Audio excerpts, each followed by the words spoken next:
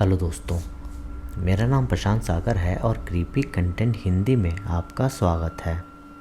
कभी सोचा है अगर तुम जिस बिल्डिंग में रहते हो उस बिल्डिंग के अंदर एक ऐसा रूम हो जो ऑफिशियली एग्जिस्ट ही नहीं करता हो, ना किसी मैप में ना किसी रजिस्ट्री में, लेकिन उस कमरे के अंदर एक ज़िंदा इंसान हो सालों से। आज की कहानी है रूम नंबर 7 की, एक ऐसी रियल इंसिडेंस जिसमें विलेन कोई भूत नहीं बल्कि इंसान था। ये केस जापान के एक पुराने अपार्टमेंट बिल्डिंग से जुड़ा है।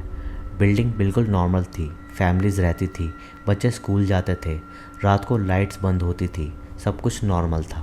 लेकिन उस बिल्डिंग के एक फ्लोर पर रूम नंबर 7 के पीछे कुछ ऐसा छुपा था जो किसी को दिखाई नहीं देता था। रूम नंबर 7 के पीछे एक हिडन पार्टीशन वॉल बनाई गई थी। उसके अंदर एक छोटा सा कमरा था, कोई विंडो नहीं थी, सिर्फ एक पतली सी वेंटिलेशन गैप था।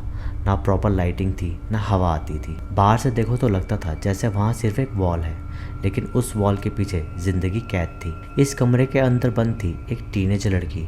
उसे वहाँ लाने वाला कोई स्ट्रेंजर नहीं था बल्कि उसी का नोन पर्सन था जिस पर उसने ट्रस्ट किया था। उस पर्सन ने उसके डॉक्यूमेंट्स ले लिए थे, फ़ोन छीन लिया था और धीरे धीरे उसे कन्विंस कर दिया था कि बाहर की दुनिया तुम्हारे लिए सेफ नहीं है। दिन रात का फ़र्क ख़त्म हो चुका था। कभी कभी ऊपर के रूम से लोगों की हंसी सुनाई देती थी और रात के टाइम में फुटस्टेप, डोर बंद होने की आवाज़ या कभी कभी टीवी के साउंड सुनाई देती थी। और इस कमरे के अंदर सिर्फ खामोशी और डर था। पड़ोसी कभी कभी आवाज़ें सुनते थे, लेकिन जापान में प्राइवेसी इतनी स्ट्रांग होती है कि कोई इंटरफेयर नहीं करता। उस लड़की को चेन से ज़्यादा दिमाग से बांधा गया था। उस लड़की को बताया गया कि पुलिस तुम्हें अरेस्ट कर लेगी, तुम्हारी फैमिली ने तुम्हें छोड़ दिया है और अगर तुम निकली तो जिंदा नहीं बचोगी। सच तब बाहर आया जब बिल्डिंग में रेनोवेशन का काम शुरू हुआ।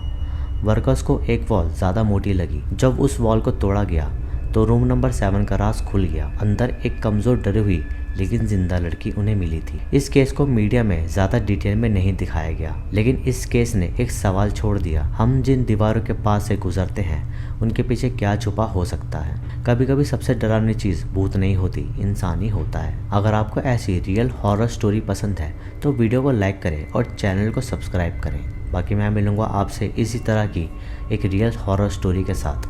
तब तक के लिए बाय एंड गुड नाइट।